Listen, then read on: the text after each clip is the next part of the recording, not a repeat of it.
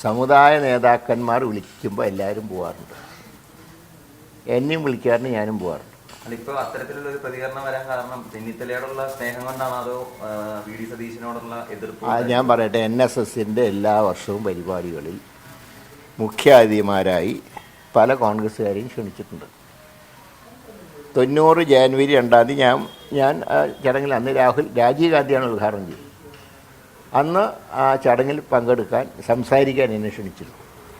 പിന്നീട് അതിനു മുമ്പ് തന്നെ ശ്രീ കെ കരുണാകരൻ, AK ആൻ്റണി, ഉമ്മൻചാണ്ടി, ശശി തരൂർ, അപ്പോൾ അധികവും NSSൻ്റെ പരിപാടിയിൽ മന്നം ജയന്തിക്ക് മുഖ്യാതിഥികളായി വന്നിട്ടുള്ള കോൺഗ്രസ്സുകാരായിരുന്നു. ആകെ ശ്രീധരൻപിള്ള മാത്രമാണ് ഒരു BJP-കാരൻ ക്ഷണിച്ചത്. കാരണം അന്ന് ലീഗൽ അഡ്വൈസറായിട്ട് ശ്രീധരൻപിള്ള ഉണ്ടായിരുന്നുകൊണ്ട് മാത്രമാണ് അദ്ദേഹത്തിനെ വിളിച്ചത്. BJP-ക്കാർ സാധാരണ അവിടെ പോവാറുണ്ട്, സ്റ്റേജിൽ കയറ്റാറില്ല. CPM-ൽ എൻ്റെ ഓർമ്മ ശരിയാണെങ്കിൽ സുരേഷ് കുറുപ്പ് ഒരിക്കൽ പോയി പങ്കെടുത്തിട്ടുണ്ട്. അപ്പോൾ മഹാഭൂരിപക്ഷം കോൺഗ്രസ്സുകാരെ വിളിക്കാം. അപ്പോൾ അതിൽ ഇത്തവണ രമേശ് ചെന്നിത്തല വിളിച്ചു, അത്രയേ ഉള്ളൂ. അതിൽ കൂടുതൽ പ്രാധാന്യം കൊടുക്കേണ്ട കാര്യമില്ല. NSS ഒന്നും പറഞ്ഞിട്ടില്ലല്ലോ, വി.ഡി. സതീശനെതിരായിട്ടൊന്നും പറഞ്ഞിട്ടില്ല. അദ്ദേഹം എല്ലാവരും പറയാറുണ്ട്. വിമർശിക്കാൻ എല്ലാവർക്കും സ്വാതന്ത്ര്യമുണ്ട്. പക്ഷേ വിമർശനങ്ങൾ വ്യക്തിപരമാവാൻ പാടില്ല എന്നുള്ള നിലപാട് മാത്രമേ ഞങ്ങൾ സ്വീകരിച്ചിട്ടുള്ളൂ. അല്ല, അതിപ്പോൾ അവരാണല്ലോ ക്ഷണിക്കേണ്ട കാര്യം തീരുമാനിക്കേണ്ടത്.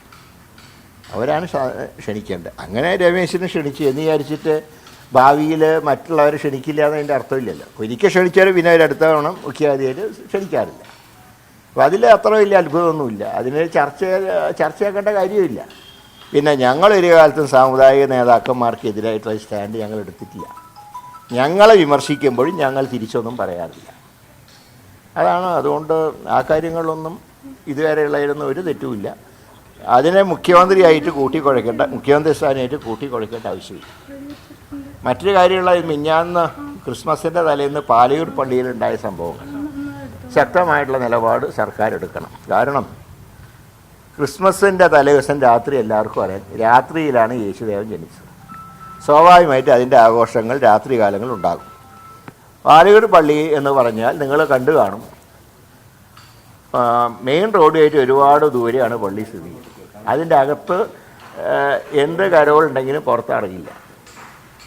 അപ്പോൾ ആ സ്ഥിതിക്ക് എന്തിനാണ് ചെന്നിട്ട് ബഹളം ഉണ്ടാക്കിയത് മനസ്സിലാവുന്നില്ല. ആ ബന്ധപ്പെട്ട ഉദ്യോഗസ്ഥർക്കെതിരെ കർശനമായിട്ടുള്ള നിലപാട് സർക്കാർ എടുക്കണം. അവരെ സസ്പെൻഡ് ചെയ്തുകൊണ്ട് വേണം ഇത് ഭാവിയിൽ ആവർത്തിക്കാതിരിക്കാനുള്ള നിലപാടുകൾ ഗവൺമെൻറ് സ്വീകരിക്കണം.